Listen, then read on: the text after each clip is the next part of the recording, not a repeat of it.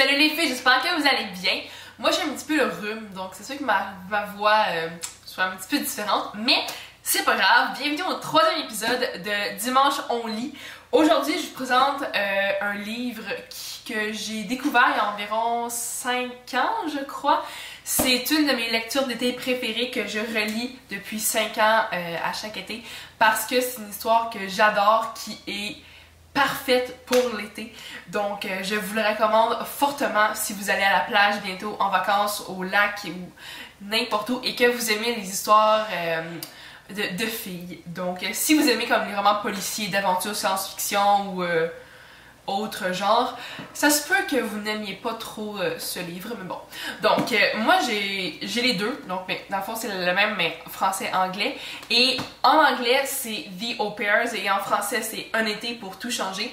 L'auteur c'est Melissa de la Cruz ou de la Cruz si vous ne parlez pas espagnol. Puis c'est ça, donc c'est vendu 12,99 ou en tout cas autour de comme 15$ canadiens.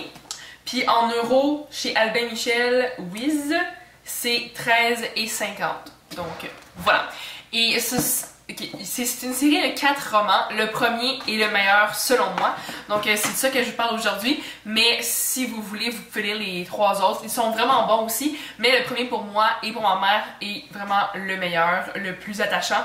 Puis voilà. Donc ça date de 2004, mais ça n'a pas perdu d'actualité. Donc, je vais vous lire le petit résumé en arrière. Après, je vous en dirai plus sur les personnages puis l'histoire, tout ça. Donc, elles ne se connaissent pas. Ensemble, elles vont vivre un été inoubliable. Océan, bain de soleil, soirée branchée et 4 bons bains à surveiller. Voilà les vacances de rêve qui attendent 3 adolescentes embauchées comme filles au pair dans les Hamptons, la station balnéaire ultra chic près de New York. Mara, Jackie et Elisa débarquent chacune avec leurs illusions. Mais bien sûr, rien ne va se passer comme prévu. Coup de théâtre, coup de cœur et coup de blues, cet été pourra bien changer leur vie. Donc, Melissa de la Cruz est une écrivaine et journaliste. Elle vit à LA, mais connaît les Hamptons comme sa poche. Donc, voilà. Dans le fond, il y a 3 personnages principaux. C'est Mara, Jackie et Elisa. C'est les 3 filles qui sont engagées comme filles au pair. Donc, c'est comme des gardiennes permanentes pour l'été pour 4 enfants de la famille Perry. Donc, c'est 4 enfants qui vivent dans la Watt, qui sont très très très riches, qui ont une immense maison dans les Hamptons. Et ces 3 filles-là doivent s'occuper de ces enfants-là ils ont quelques petits problèmes. Chacun a des petits problèmes. Mara, c'est la fille d'à côté, la fille normale qui grandit dans un quartier de Philadelphie, je crois, un quartier de classe moyenne et qui a besoin d'argent pour aller à l'université. Donc cet emploi-là qui fournit 10 000$, ben, est très apprécié. Jackie, c'est la bombe du Brésil, donc c'est une fille brésilienne qui est super belle, qui attire vraiment, vraiment beaucoup, beaucoup les garçons. Mais elle vient pour l'emploi pour une autre raison, pour retrouver quelqu'un qu'elle a connu au Brésil. Et Elisa, c'est la fille riche qui vivait à New York, mais son père a été accusé de fraude et sa famille a tout perdu et ils ont été relocalisés dans une petite banlieue où elle a dû vendre presque toute l'entièreté de ses valises Louis Vuitton, donc elle a été très très perturbée, mais elle a encore cette mentalité de riche, donc elle arrive avec l'illusion de pouvoir garder son statut social aux Hamptons et on rentre dans un monde glamour de riches où les problèmes sont d'une futilité absolue, mais c'est vraiment drôle, c'est ironique.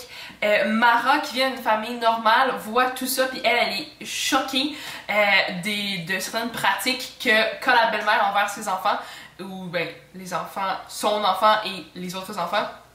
Puis vraiment, c'est très drôle. On parle de boutiques qu'on connaît.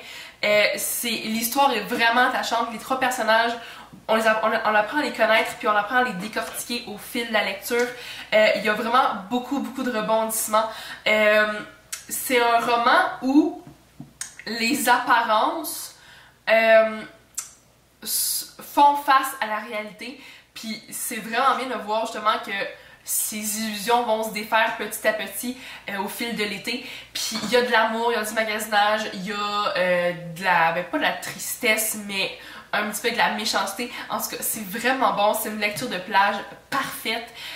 Ça se passe dans les Hamptons, donc sur la plage, ça se lit super bien, ça se lit bien, je veux dire, c'est un style vraiment neutre là, qui se lit vraiment bien.